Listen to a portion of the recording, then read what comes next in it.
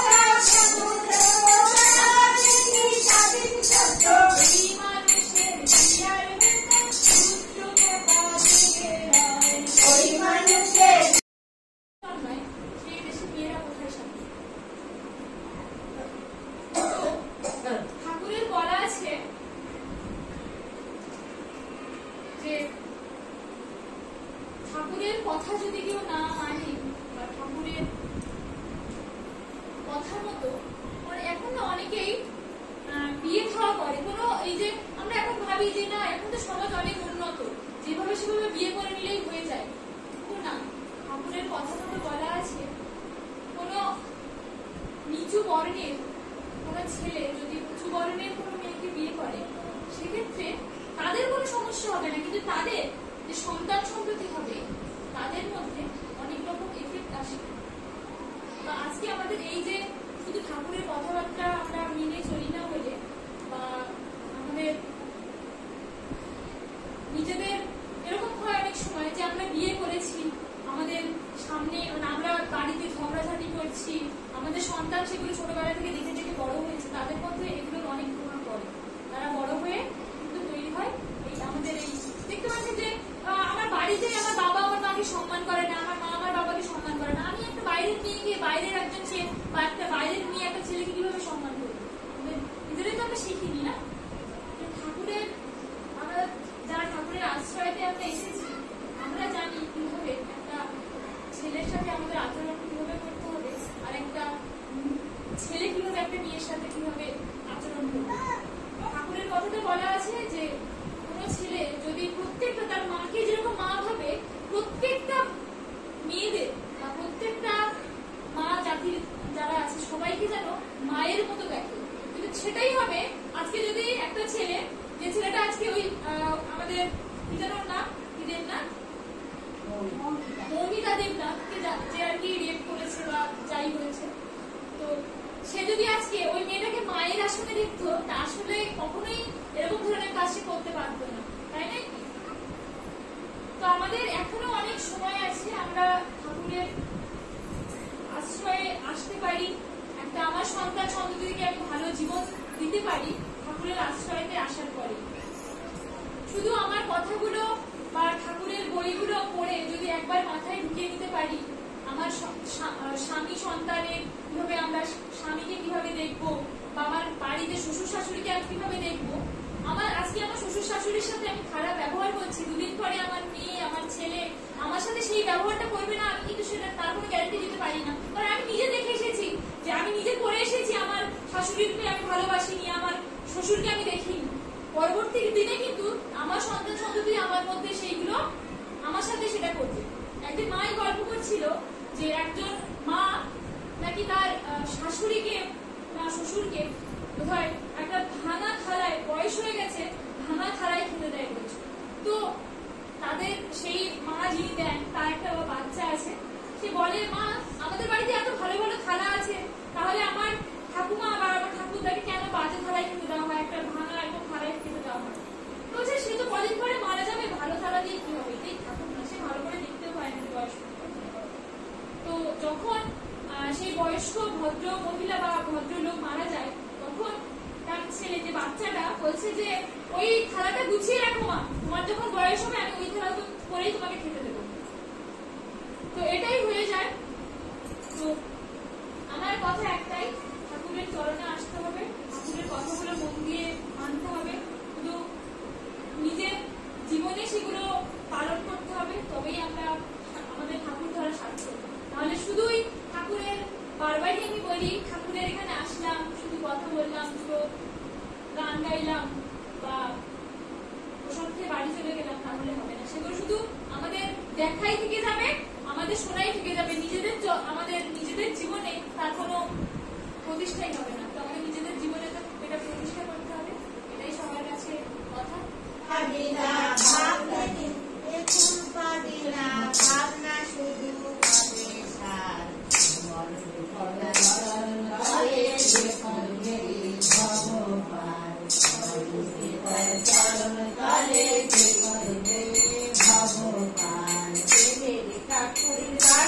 ঠাকুর